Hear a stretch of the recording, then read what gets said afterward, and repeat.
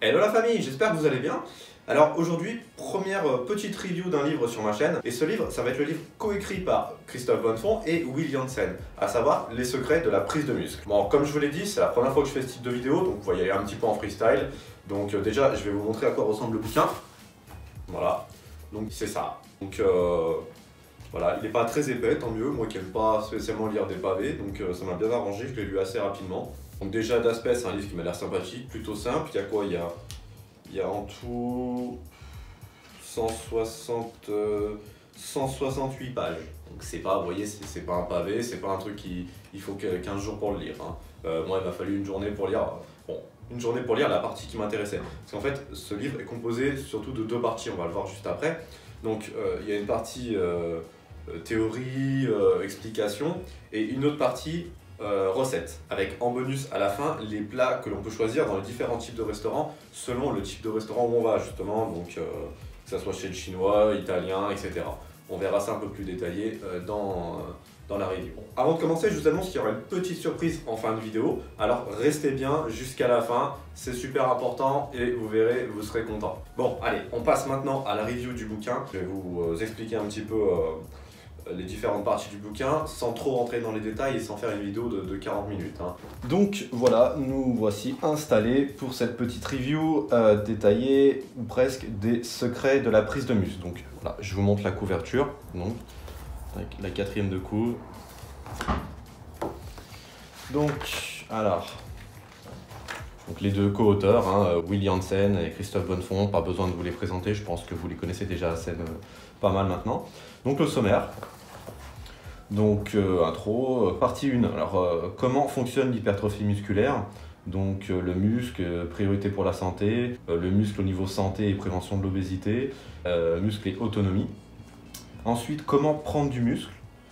Est-ce que la surcharge progressive elle est vraiment utile? Après, il y a les bases fondamentales du renforcement musculaire, comment appliquer ce qui fonctionne. Implémenter une charge à l'opposé de l'origine du muscle, ça c'est très important, vous verrez. Entraîner le mouvement ou le muscle, telle est la question, et cette question elle est excellente. Que sait-on exactement du muscle?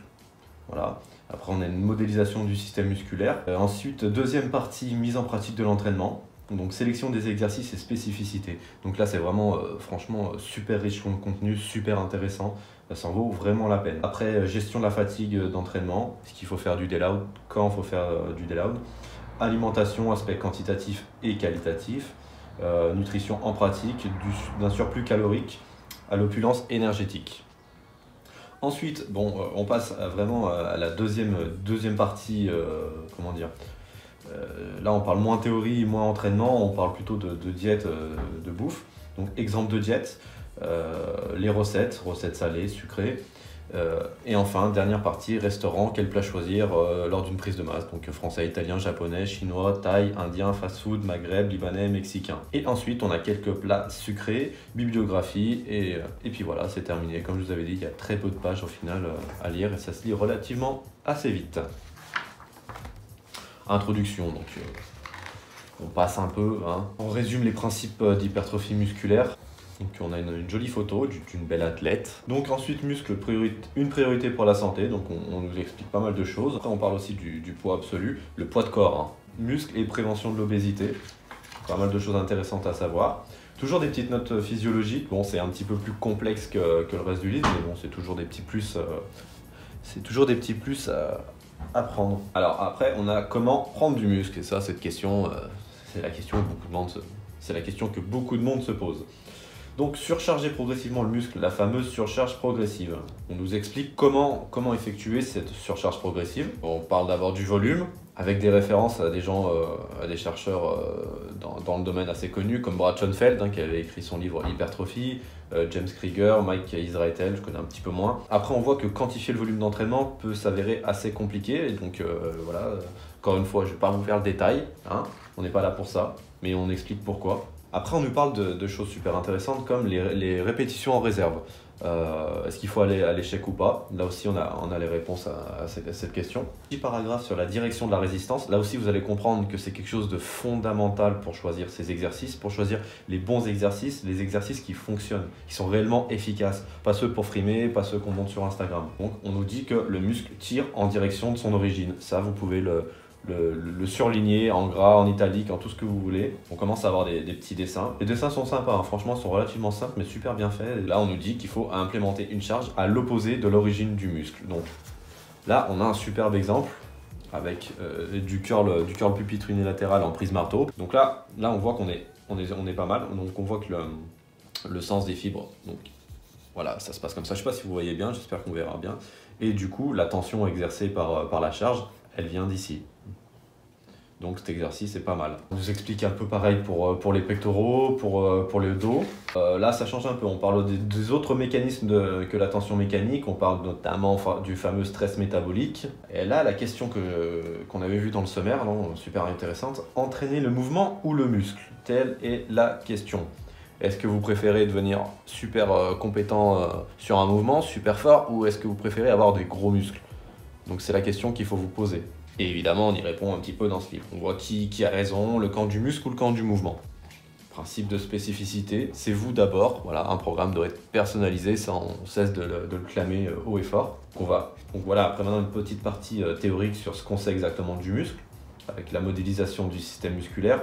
Ensuite, deuxième partie, mise en pratique de l'entraînement. Ça, c'est la partie franchement la plus intéressante, hein. C'est vraiment du concret ici. Donc, on nous parle de choisir en fonction des contraintes principales qui sont le temps, déjà, le temps qu'on a à disposition pour s'entraîner. On n'a pas tous le même temps à disposition. Il y en a qui sont célibataires au chômage sans enfants. Il y en a qui ont un travail très prenant, qui sont entrepreneurs, qui ont plusieurs enfants, une vie de famille. Donc forcément, on ne peut pas s'entraîner de la même manière, donc il faut optimiser en fonction du temps que l'on dispose. Donc les muscles, on doit passer en priorité. Je pense que la réponse elle est plutôt évidente. Le choix des exercices, est-ce qu'on choisit l'exercice pour une bonne ou pour une mauvaise raison? Comment trouver l'exercice optimal? C'est la question dont on attend tous la réponse. Là, on reparle de la charge qui s'oppose à la direction des fibres. C'est ce qu'on disait un petit peu tout à l'heure. Et ensuite, on va avoir pour chaque groupe musculaire, donc là ça commence par les biceps, avec la même photo que tout à l'heure. La phase optimale de charge. Donc bon, là on va faire l'exemple pour les biceps, que la phase optimale de charge, donc c'est le milieu là, ici. Après on nous parle de la direction optimale de la résistance, donc on l'a vu tout à l'heure avec le curl pupitre pour cet exercice, enfin pour ce muscle. Ensuite on compare les exercices polyarticulaires et les exercices d'isolation, on voit ce qui peut se faire de mieux. Après on passe aux avant-bras, aux triceps, deltoïde moyen, deltoïde postérieur, les trapèzes. Il y a toujours des beaux petits dessins avec vraiment le sens des fibres à chaque fois. Ça aide vraiment à comprendre comment travailler et comment choisir les exercices. Trapèze supérieur, trapèze médian inférieur. On nous montre quelques variantes d'exercices qui peuvent s'avérer intéressantes.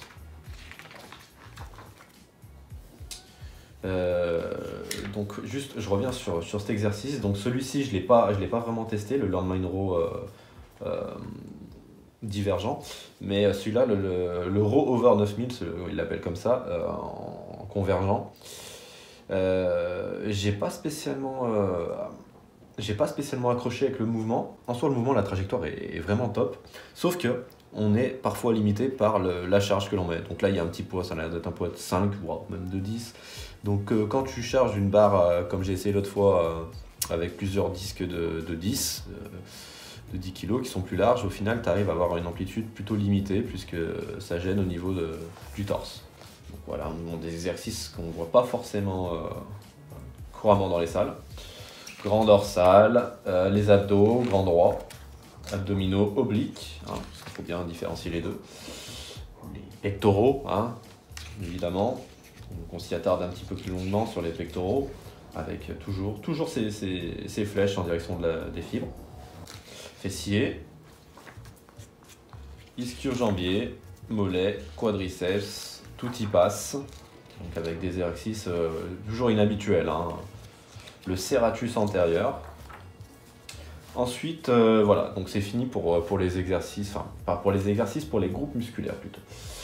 Là, on passe sur la gestion de la fatigue. On part du deload. Si oui, quand, comment, de quelle façon. Faut-il chercher à accélérer la récupération? Voilà.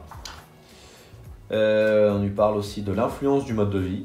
Tout ce qui est entraînement, musculation, dopage, nutrition pour les besoins du corps, perturbateurs endocriniens, hypothyroïdie, corticothérapie, tout ce qui est médicaments. Niveau actuel du pratiquant, sommeil, gestion du stress, génétique, état de santé de l'individu et pratiques sportives annexes. Alors, ensuite, on bifurque sur le côté alimentation, l'aspect quantitatif avec déficit calorique et prise de masse musculaire, on voit si c'est possible. Aspect quantitatif, alimentation, l'aspect qualitatif, hormones et muscles. Nutrition en pratique, alors d'un surplus calorique à une opulence énergétique. Cuisiner, ne pas prendre le temps de cuisiner est un problème, vous verrez pourquoi. Et c'est un petit peu logique en soi. Astuce pour augmenter ses calories, oui, parce que ça c'est un problème on est souvent confronté à ce problème en prise de masse, c'est qu'on doit manger, on doit être en surplus calorique, mais on n'a pas forcément faim. Et face à une opulence c'est une quantité de nourriture improbable et qu'on n'a pas forcément besoin de consommer en temps normal, et ben on a du mal. Et donc on nous explique, on nous donne quelques petites astuces pour remédier à cette situation. Après, un petit chapitre, mais un petit paragraphe sur le lait, en ce qui concerne les effets sur la santé. Donc c'est Vassilis Iliopoulos, qui est conférencier en nutrition, qu'on peut souvent voir en podcast avec Christophe. Donc il nous explique, c'est lui qui a fait le chapitre, et il nous explique un petit peu ce qu'il en est. Donc après on parle des sources de protéines, hein, les très bonnes sources de protéines, les sources intermédiaires et les sources de protéines à éviter. Pareil pour les glucides, là, et idem pour les graisses. Et donc on en a fini avec,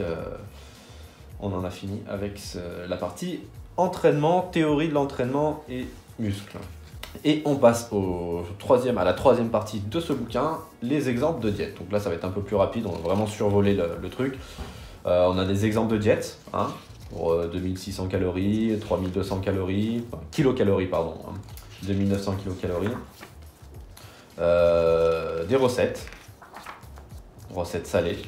Hein. Donc, un petit exemple, la Wonder Purée, ça avait l'air pas mal et tout, il faudrait que je teste, ça a l'air sympa. Après, croquettes de bœuf, des cakes salés, bouillon d'os de bœuf. Hein. On pense aussi aux végétariens, hein. Faut oublier personne. Un taco, ça aussi ça peut être pas mal à tester aussi. Un cheesecake, forcément la base. Bowl cake. Crumble aux pommes, cottage cheese, ça aussi, faudrait que je teste. Riz au lait. Et voilà, et ensuite, donc cinquième et dernière partie, je pense que ça doit être restaurant. Quel plat choisir? Donc, que choisir lors d'une prise de masse lorsqu'on va au restaurant? Et on va parcourir le monde à travers différentes gastronomies, que ce soit françaises, italiennes, japonaises, hop, on passe rapidement, chinois, thaï, indien, fast-food. Donc, juste, petite précision, là on part sur l'indien là, pour faire un petit exemple. On nous explique un petit peu de quoi est composée cette gastronomie. On nous conseille quoi prendre et on nous explique aussi ce qu'il faut limiter comme plat. C'est pas mal. Après, on nous fait un petit topo assez rapide sur les viennoiseries, pâtisseries, gâteaux, glaces et bonbons. Voilà. Et on finit enfin par les sources avec la bibliographie. Et là, on finit avec un petit lexique. Hein. On nous explique, par exemple, acide aminé, donc on dit composant des protéines, BIA, donc bioimpédance analyse, appareil pour estimer la masse grasse, j'en prends au hasard. Hein. Micronutriments, nutriments que l'on retrouve en plus petite quantité, typiquement en dessous du gramme. Voilà, c'est bien expliqué, c'est assez complet. Voilà pour cette review des secrets de la prise de muscle made in Christophe Bonnefond et Willy Hansen. Comme je vous avais dit en début de vidéo, de bien rester jusqu'à la fin parce qu'il y aurait un petit bonus.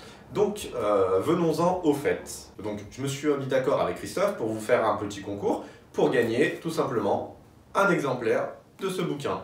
Donc si vous êtes chaud pour participer et le recevoir, simplement vous marquez en commentaire « Je participe », vous n'oubliez pas le petit like, vous n'oubliez pas de vous abonner sur ma chaîne et on verra comment se passe le tirage au sort. Alors on fera un petit tirage au sort maison, hein. On va se dire qu'on va se laisser une dizaine de jours en admettant que cette vidéo sortira. Alors là pour l'instant je sais pas, j'ai pas prévu de date, là on est le 29, je sais plus trop les jours, je sais plus trop quel jour on est en ce moment avec le confinement, on est un petit peu tous les jours dimanche. Donc on va dire que cette vidéo sortira le 30, allez, le 30 ou le 31 mars. Donc on va se dire jusqu'au 10 avril. Jusqu'au 10 avril, vous avez la possibilité de participer en disant je participe dans les commentaires, en likant la vidéo et en vous abonnant à ma chaîne. Je vous le répète, c'est super important. Et par la suite, j'effectuerai un petit tirage au sort et on déterminera qui est le gagnant. Et ensuite, Christophe enverra au gagnant son exemplaire. Nous, on se retrouve très vite pour une prochaine vidéo. Allez, ciao tout le monde!